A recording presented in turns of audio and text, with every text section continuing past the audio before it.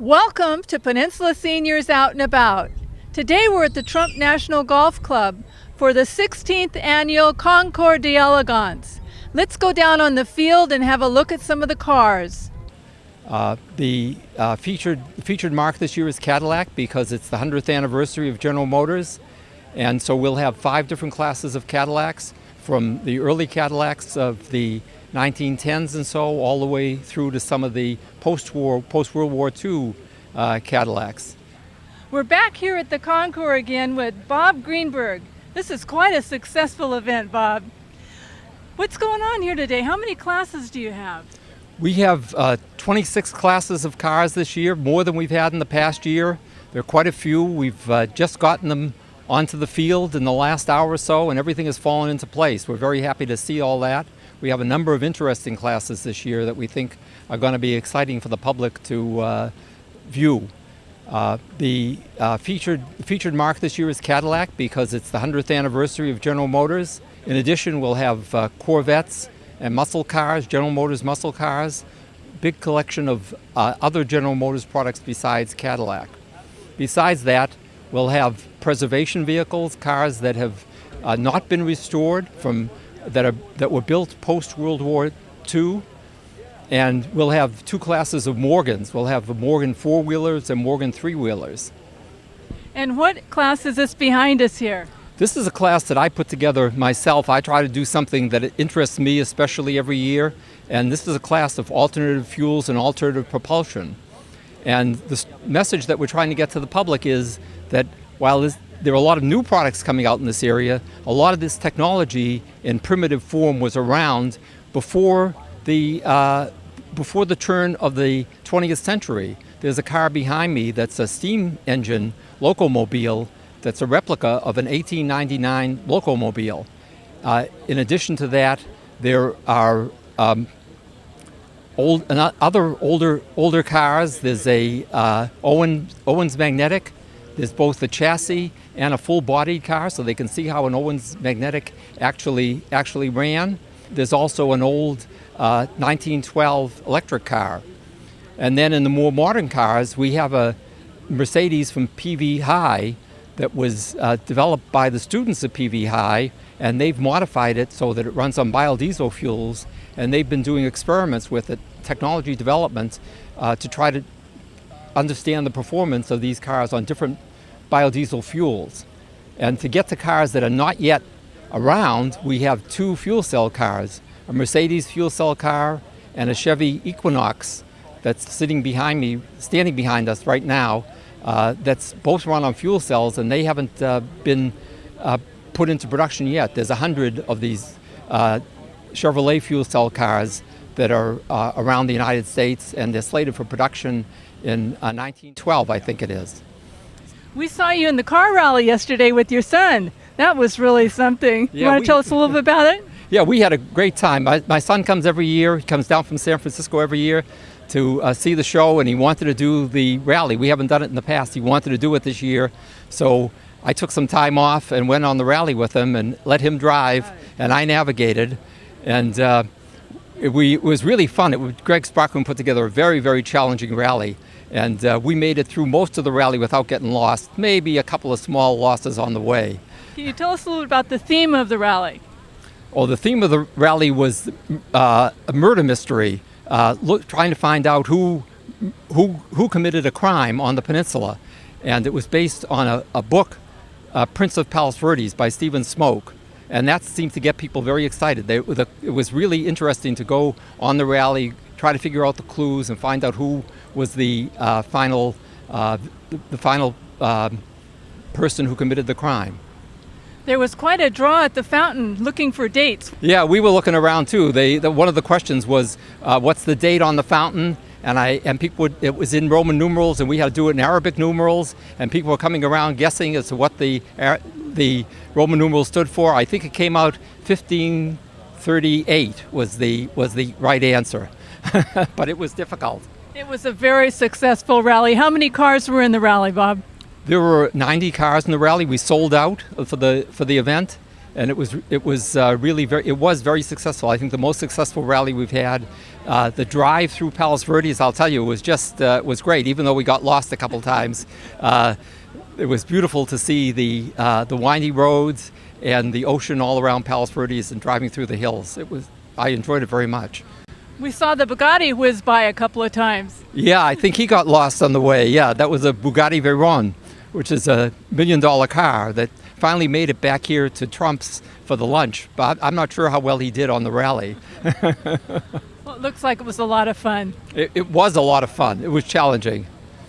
For the Concours today here, how many people are you looking forward to coming to this event? Well, last year we had about 5,000. We're hoping to do better than 5,000 this year. If we go for 6, we sold a number of electronic tickets in advance. We closed those sales last night, and now people are starting to pour in. This Concours is opening, and we're hoping there's going to be lots of people here. Looks like it's going to be another successful event. Yeah, I'm sure it will be, and I'm sure the sun is going to come out in its full glory in a few minutes, and we'll have the blaze of sunlight on the event. But right now it's nice and cool, and I'm enjoying it. Alex, it's great to see you again this year. What did you bring? Well, it's great to see you again. This year from the Nethercutt collection, we brought our 1921 Owen Magnetic Model 60 town car. Can we have a look round? I'd love to show you around. So this is our 1921 Owen Magnetic. This is actually our display chassis that we bring with our 1921 Owen car. And the reason we bring the display chassis is so that people will understand just how innovative the Owen Magnetic was. What it features is a variable transmission that is electromagnetic powered. So that's what all these sparks are around the Owen badge. Raymond Owen, who founded the company in 1915, was actually the owner and chairman of the Dayton Electrical Company, who supplied electrical components to many of the major manufacturers of the day, including Packard and Cadillac. So he had a pet project, which is to produce an electronic transmission, which this is the car. So if you walk around with me now, I'll show you some of the features. The engine itself is basically a proprietary engine of the day. It was built by a company named Buda for specifically the Owen Magnetic chassis. These are the only 2 cars that were built with this engine, the 2 cars we have here today. So this is a 6-cylinder engine, 600 cubic inch, and what it actually does is it doesn't propel the car. What the engine does is drive a generator that produces electricity for the electronic transmission. So if we move down the car, I'll show you how that works. So if you come in here, you can see all these wires and things that we cut away the cover from, so you can see the internals of it.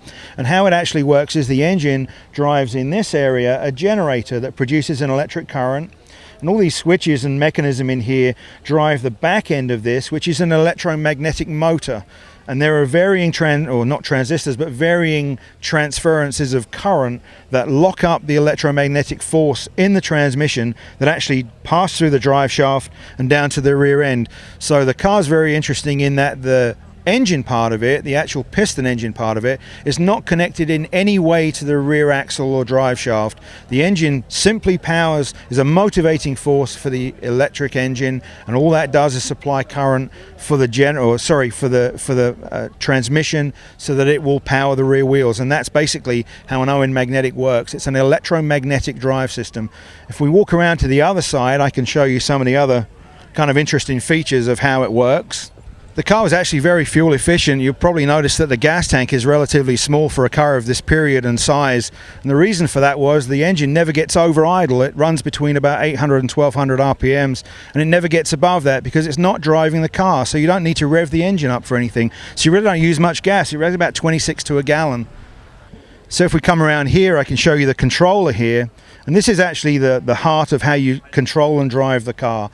This lever in its varying positions are what makes the car move. Right now it's in neutral for N.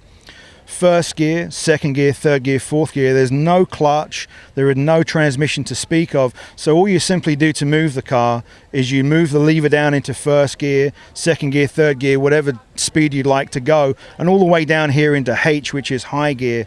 The other positions on the lever here are B for braking. The car has a regenerative braking system. So what happens when you're actually rolling down the road idling and you're underway, you can move that lever up into B, and the rear wheels will reverse the current through the system and recharge the 24-volt battery. So it actually makes its own current while it's running.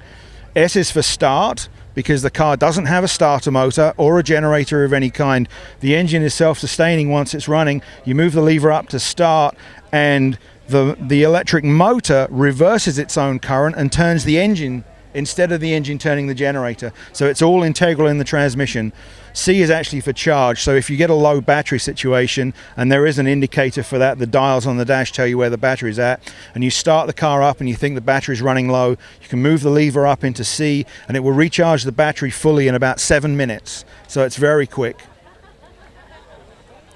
The conventional levers here, one is an emergency brake, one is the actual, it's forward and reverse gears essentially. All the way back is reverse, halfway forward is forward, all the way forward is compound forward for hill climbing. So it's very, very conventional in that area, but it doesn't actually affect the transmission. All it does is change the rear end ratios. So moving forward here, this is a kind of an interesting section here, which is the speed controller. And what I'm going to do is actually swap places with you here and walk behind you and have you film that while I turn the levers here, because what happens is the lever through the steering column that actually shifts the gears moves these contact points in varying places that rotate, and as they rotate they pass different currents through different fields that change the voltage and therefore vary the speed. So I'll just move the lever for you and you kind of see how that thing works.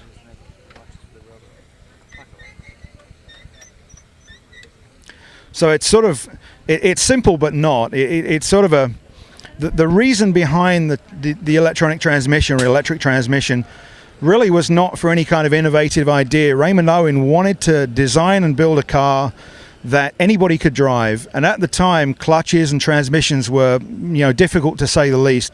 So the reason that he did it really was for ease of driving. He wanted a car that anybody could drive that had a pretty much automatic transmission where all you do is shift a lever and put your foot on the gas and it goes. So that's the idea behind the Owen Magnetic. A very rare car. They only built 2 with this big engine. These are the only 2 we have here today. We have both of the 2 that survive. A very interesting car all around.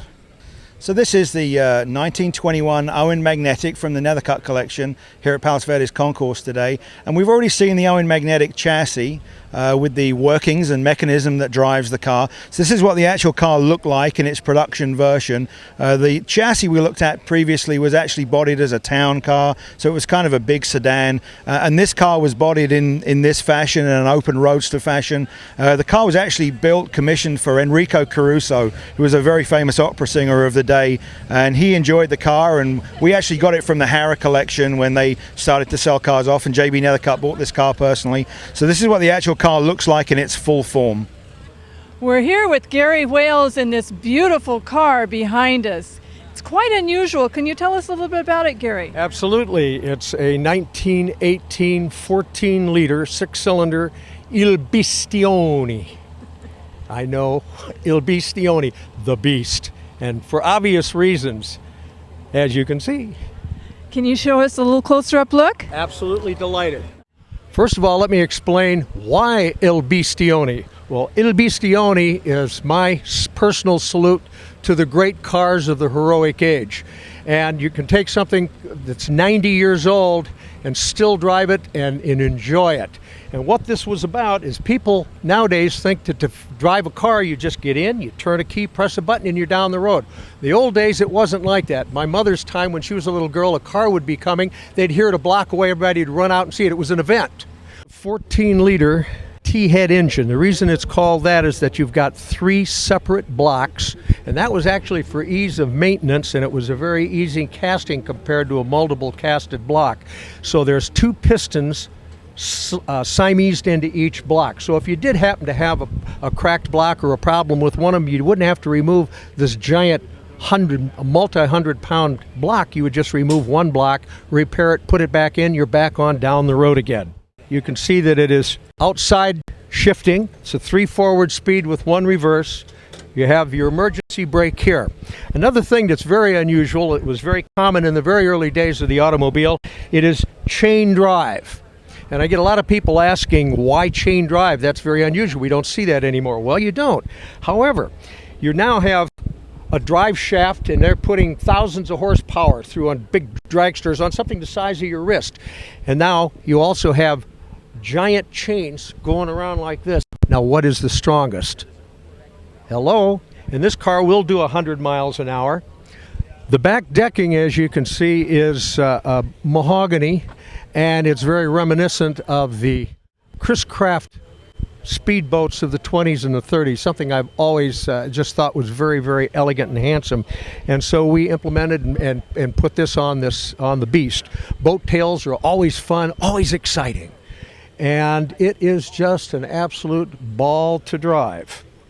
Originally, this chassis was built in 1918, and it didn't even incorporate front wheel brakes. It wasn't a major concern back in the early days because nobody stopped worth a darn. But nowadays, with little cars that can be doing 100 miles an hour and stop in a matter of that many feet, you have to have brakes. So for a safety feature, we did incorporate two massive dual-cylinder power disc brakes along with the power steering. So it is a manageable, drivable vehicle that can be driven at speed on modern driving conditions anywhere. The instrumentation is reasonably modern because to get something that'll actually work. However, it does work off both magneto and spark ignition. I'm here with Dave Parker from Dave's Garage. Dave, we did a show with you back a little bit. How's the response? It has been fantastic. I have had people calling me from all over the United States on that bit that you did for the Peninsula Seniors.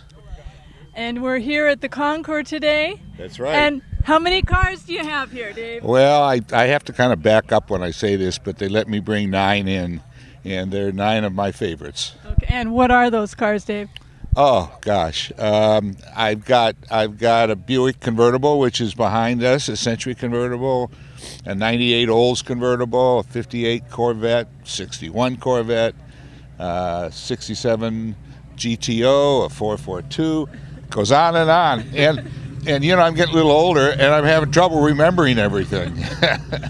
Well, can we have a look at a couple of them? Sure. What would you like to look at? How about this one? Okay, this is part of the great 50s, what I call the Big Iron area. Cars were big, heavy, palatial, beautiful.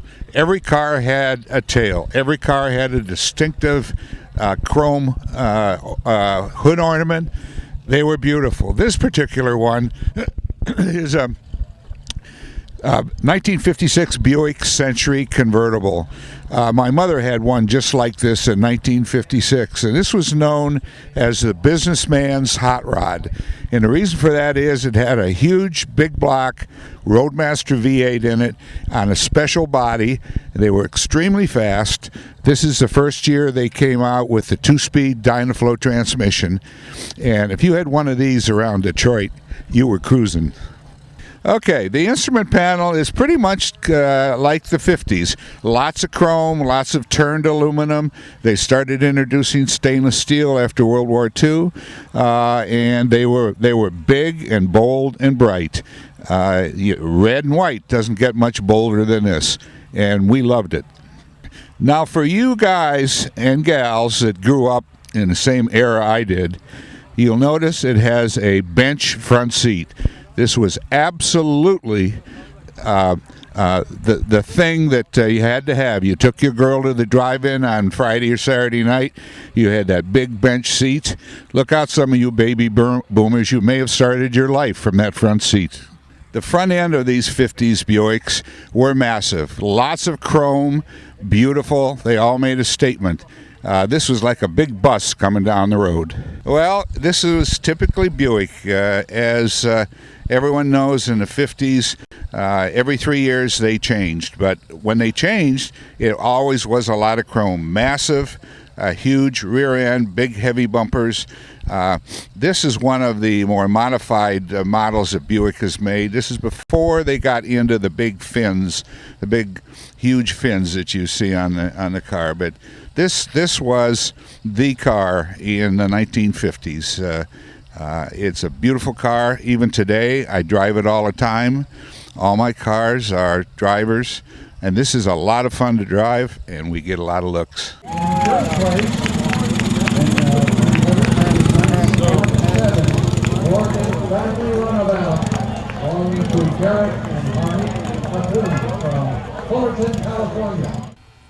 I'm here with Dave Kenney and this very unusual Morgan. Can you tell us a little bit about it, Dave? Well, it's 3 wheels, obviously, and it's a 45 horsepower engine with a matchless motorcycle engine. It's been converted to water cooled, and it'll do when it's running good, it'll do about 80 miles an hour. But you don't want to do that. You have to have a sort of a death wish, let's say, to really open it all the way up. Can we have a closer up look? This is a water-cooled matchless motorcycle engine, and the radiator's in the back here. There's no fan, no water pump. It's just use convection heat to rotate the water. And the oil tank is here. It's a dry sump engine, and it pumps the oil into the crankcase and up through, lubricates all of that. And got an amyl carburetor, which dates back years and years and years. Yes, well, the headlights, these are not the original headlights. The original headlights, the Englishman that sold me this car said that they were like candles in jam jars, so he suggested converting them to sealed beams, and these are sealed beam headlights. You have to take everything off here to get the spare tire off, and you don't want to even think about getting a flat tire on the rear tire, because that's almost an all-day job to change that. So far I've been fortunate not to have a flat in the back. Well, as you can see, this is not your standard interior for a car. It's originally the Morgan three-wheeler. This part of it here came clear out like this and then went in like this. So the passenger was sort of hemmed in by that portion of the body, but that was very dangerous. So all of them have been converted to cut that back. It's got the speedometer and an ammeter and a light here for the instruments. And here's the headlight switch here, the bright and dim switch there. And the tricky part in driving this is that all the controls are up here on the steering wheel. This is the spark advance here, and this is the mixture control, and this is the throttle. So your hands are very, very busy when you're driving this car. Your feet are not doing much, but your hands are very busy, especially in traffic. And down here, if you can see down here, this is the gear shift. It has 3 speeds forward and a reverse, but it's just a mirror image of what the most cars have, and the reverse is on this side and the other gear is on that side. So it's just a reverse image, and then the brake there, the emergency brake for the rear wheel. It's a chain drive. The transmission is in back of the seat, and it drives a sprocket that runs a chain back to the rear wheel, just like a motorcycle. We're here with John Laur and this beautiful Porsche behind us. Can you tell us a little bit about it, John? Yes, it's a 1956 Porsche Cabriolet. It's only about 430 of them built. I don't know how many is left, but I think, not too many. The color my wife picked out, and it seems to be kind of a chick color, but we sure like it. You were in the rally yesterday. Oh, yeah. Did you enjoy it? Really, I did. I had my grandson along, 15 years old, and we just had a great time. Can we have a closer up look at the car? Oh, certainly. Okay. The car was restored in 2000. I did most of it myself other than the paint and the interior. I added the Marshall fog lights. They're an aftermarket. The part that's unusual about them is the grill work on them. I've never seen those before. The only other added thing is the Hella spotlight. It's a combination spotlight and mirror. Typically the 1600s had 2 carburetors, one on each side. All we got here is an oil filter and a generator. The car's been converted to 12 volts. The Beehive taillights, 1956 was the last year that they used them. Then they went to a little half moon light, just a single tail light on each side. That Gila mirror, that just kind of unusual to the car. They were a European model, aftermarket. And the interior, they had about 2 or 3 different steering wheels. That happens to be the fancy model with the horn ring. The seats are Argentina leather. Had about 6 or 7 swatches shipped from Argentina and matched the paint as best we could. The wheels on the car are a little unusual. They're 16 by 3.5 inches wide, so they're really scary on the road, but you notice the vented louvers on there. That takes in air and cools the brakes. They don't see many of those anymore. We're here in the Corvette section now with Dave Parker and one of his newest additions to his car collection. Can you tell us a little about it, Dave? Well, first of all, I've got to say I can't believe all the beautiful vets that are here. I call it the car barn. This is really where my love is. There's a lot of really beautiful Corvettes here today. I happen to have one of my newest ones, which is a 58 numbers matching beauty, twin carbureted, all numbers matching. It's 283, as you Corvette people know, 283, 240 horsepower. These were the darlings. This is one of the better years for Corvette for design. And I'm just pleased to be even considered with everybody here. 58 is all new grille with the big shark's teeth still there. Gorgeous in the first year of what we called them the bug-eye vets. Twin headlights, big headlights that stuck out. If you kind of look at it from the front and low, it looks like a great big bug coming at you. That's probably their most distinctive trademark, is first year of the bug vets. The engine is completely stock. This is a dual 4-barrel carbureted version. Still 283 cubic inches.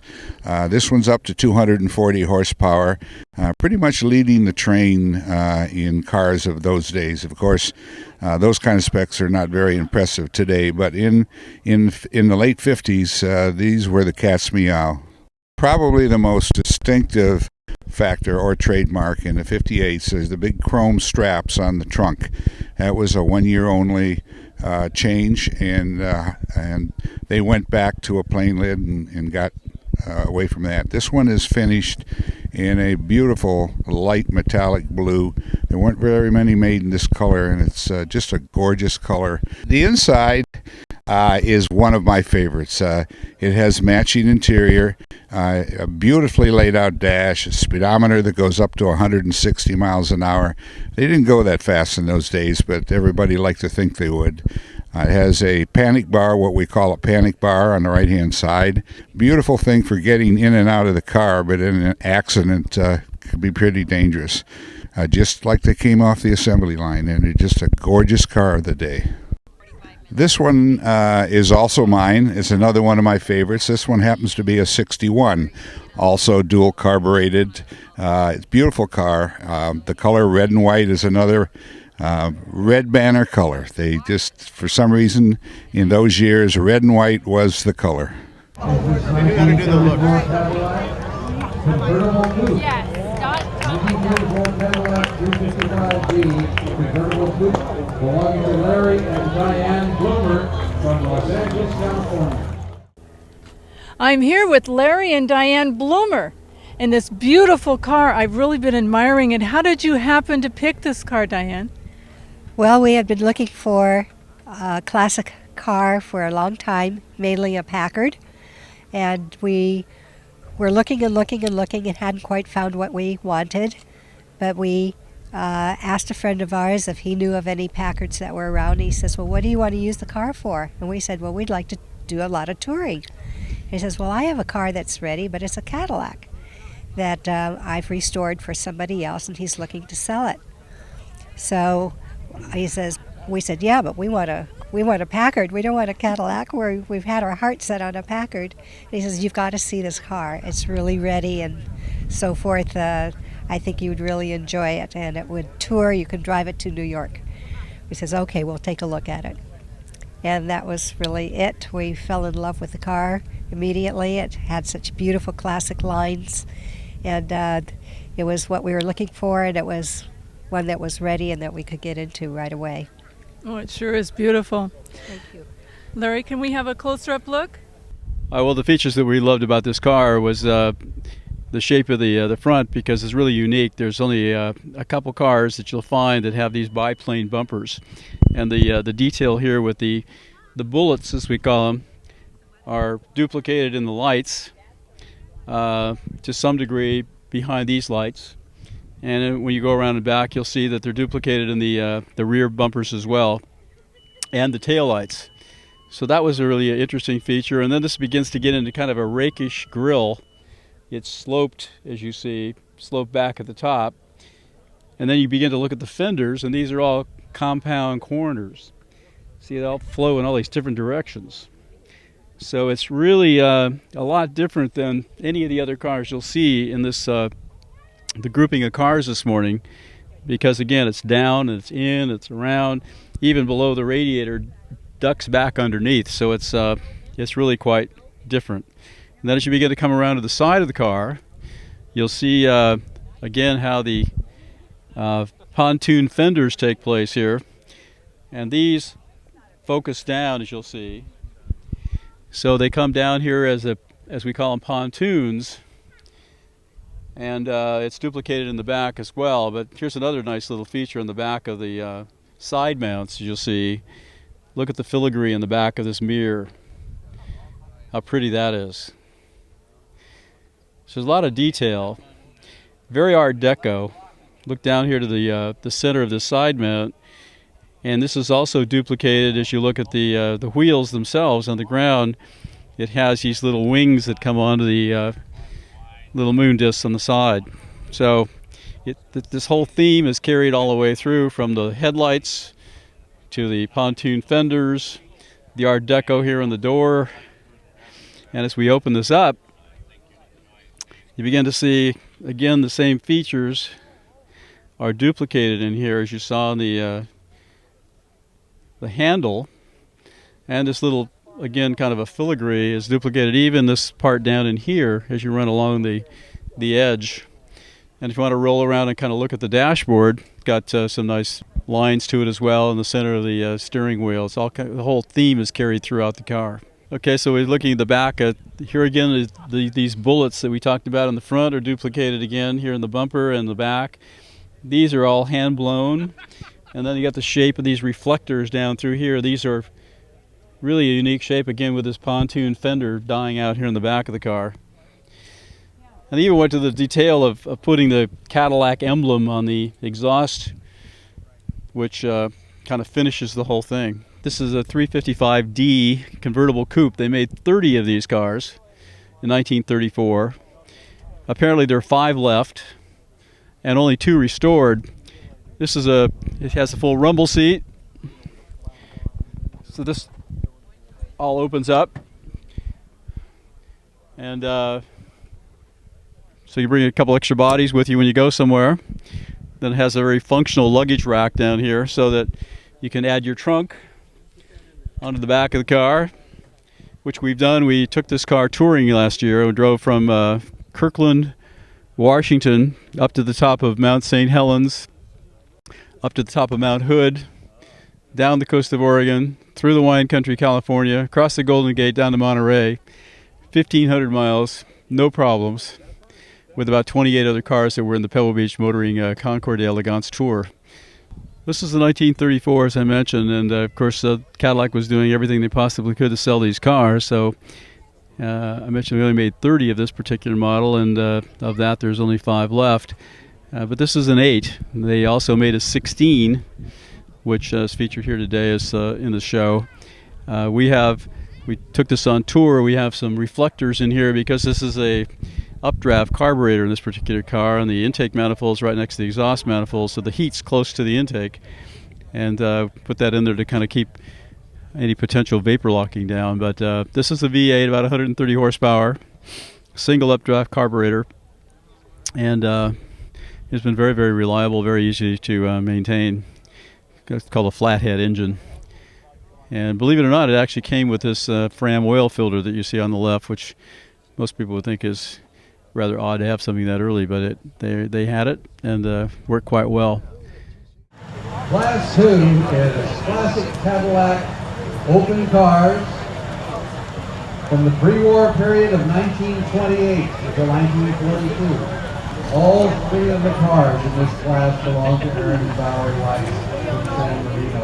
All 3 of these cars are the fabulous Cadillac V16s. Ladies and gentlemen, this is an opportunity to see some of the most historic cars.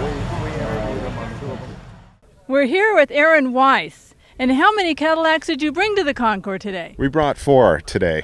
Oh, wow. And can you tell us a little bit about the one that's behind us here? Yes, it's a 1933 Cadillac V16. It's a one-off Fisher body 2-door convertible coupe with rumble seat. Can we have a closer up look? This car spent the last 3.5 years in a total frame-off restoration.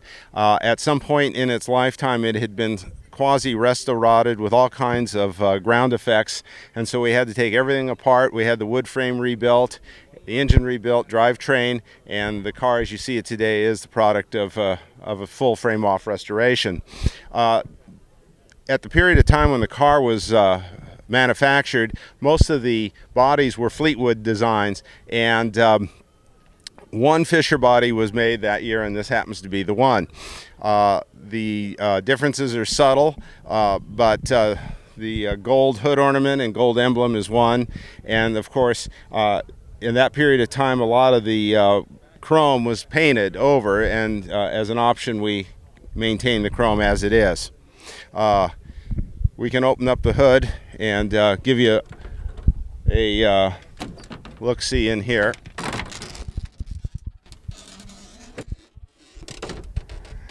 This is a 452 cubic inch V16 engine.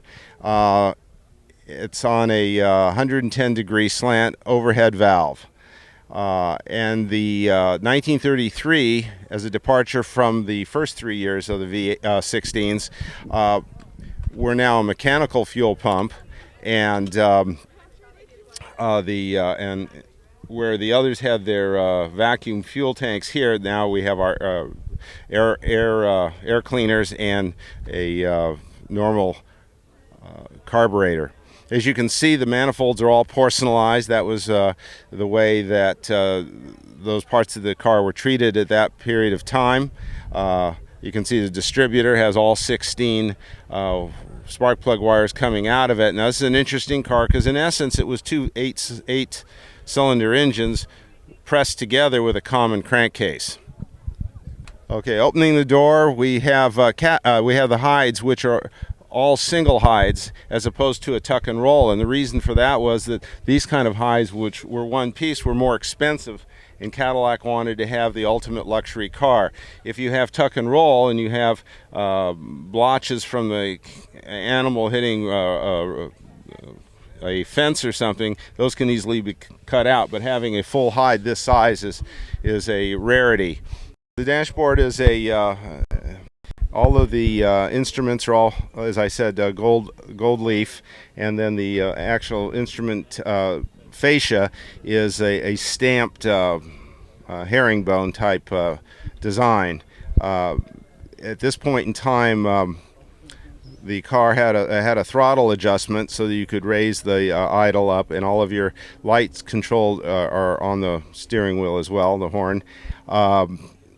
And the car, interestingly enough, had a suspension adjustment here, so you could go from a firm to a softer suspension depending on the driving condition. Well, this is the rumble seat, and a lot of people ask, how did you get in there? And the way you did is you put your foot on the steps and went into the rumble seat.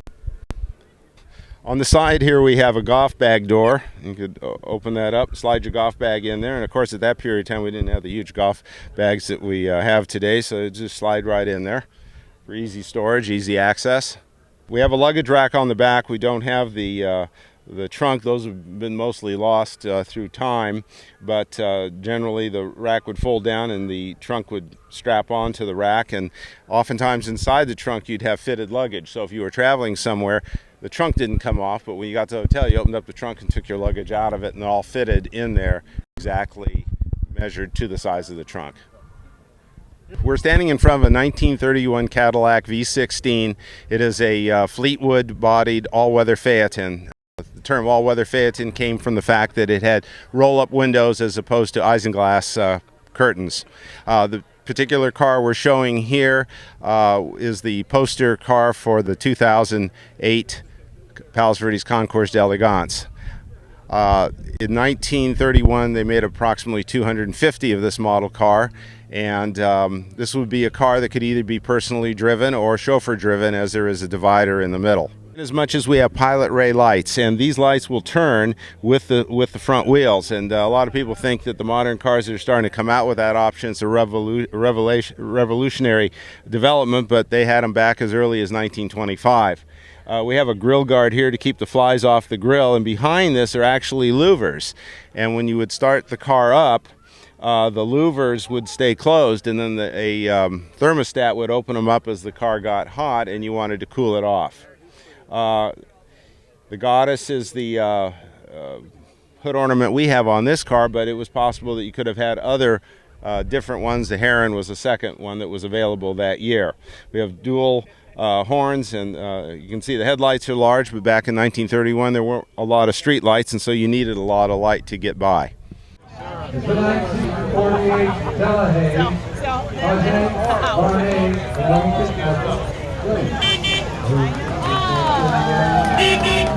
We're here with Kathy Goshi and Paris. What a beautiful car you have here.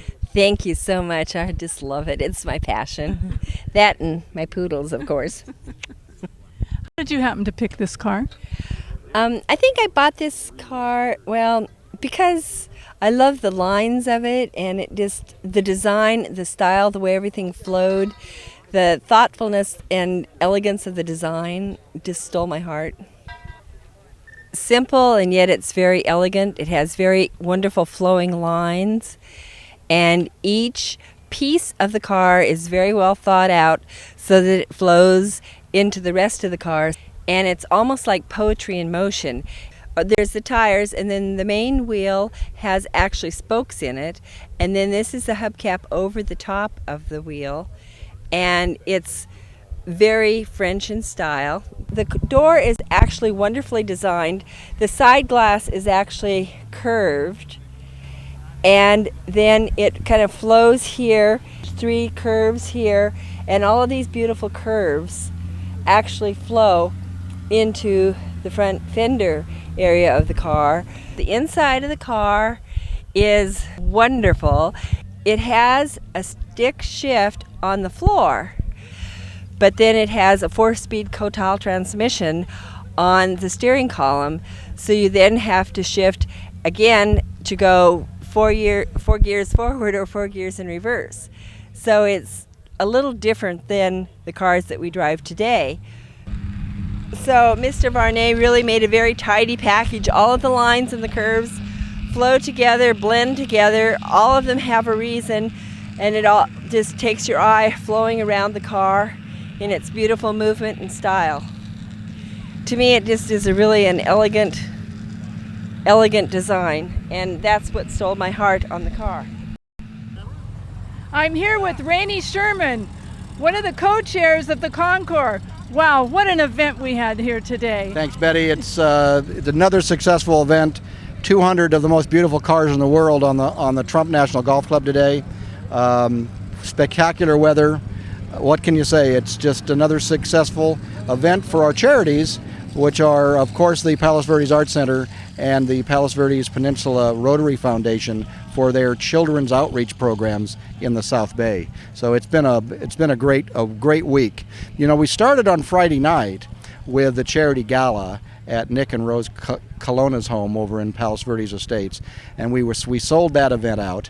And then on Saturday we had the road rally, and the road rally was sold out with almost 90 vehicles, and everybody had a great time. We started at the shopping center, the promenade, and ended up here at Trump for lunch. Everybody had a great time solving a murder mystery as they were driving the roads of the peninsula. So the whole weekend with this car event on Sunday, the Concours on Sunday, was a tremendous success again, and much to the attribute of the 200 people that volunteered to put this together. The best sports car is the 1971 Lamborghini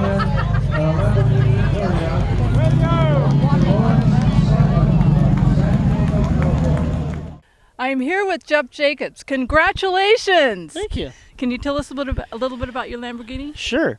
I represent the car for my customer who lives in Pennsylvania.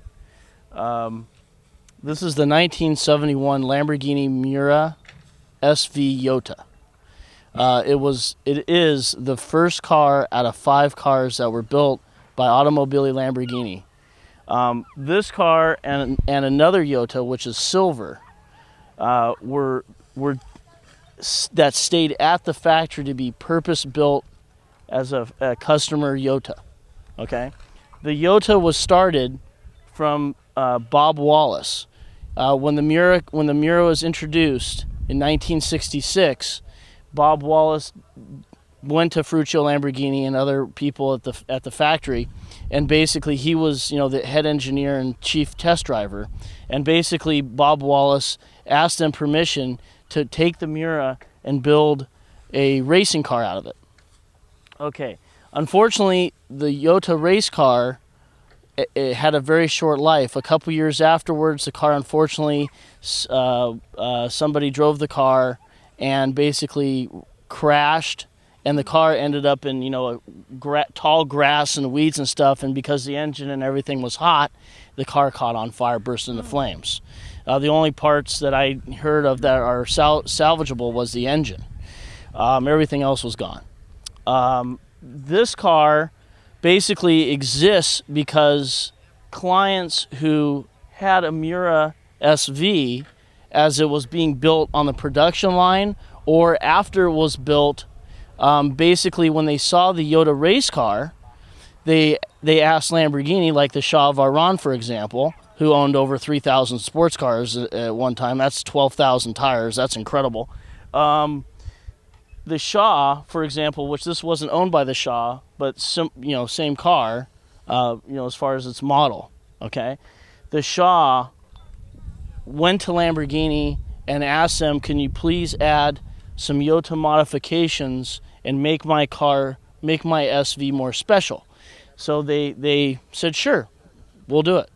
Open pocketbook for the Shah, 3,000 sports cars, so it's kind of goes hand in hand. But this is an icon. This car is truly the greatest Lamborghini for a customer car to ever be built. When I first saw Miura the very first time, I started laughing when I walked around to the front of the car because it looked like it had a smiley face on it, and that was one of the things that I loved about the car when I first saw it. The color of this car is Rosso Granata. It's true Italian red. It has a watermelon-y rose color to it. The car came from Japan, from the original owner. If you look at the very bottom, you'll see a big front valance, it's called, and basically that is designed to keep the front end glued to the road because at some point one of the test drivers for Lamborghini was traveling over 160 miles an hour, and basically the car caught air because the way the air hits the front end of the car, and basically the car caught air and he landed and kept driving, which is incredible. You'll notice with the Yota, the enclosed headlights on the car, competition style headlamps.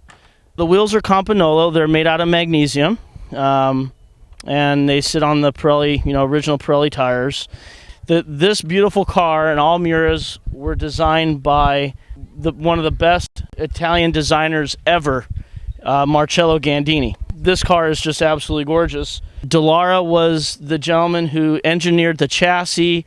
Bob Wallace and Claudio Zampoli did the engine design, and also Bertone, which you'll see, the big B and the Bertone emblem. He was basically responsible for building the bodywork. The engine is mid-transverse mounted. So when you look at the engine, you'll notice everything is going sideways. You have 3 carburetors, a total of 6 on each side. And the whole car is completely original. It just got restored this year. The interior is just timeless on this car. The gauges and the consoles and the seats and everything.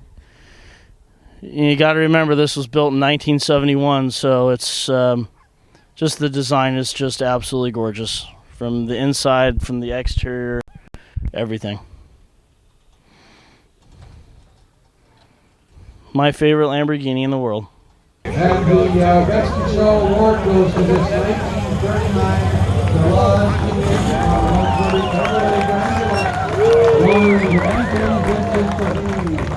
We're here with Tony Vincent and Tony Vincent Jr.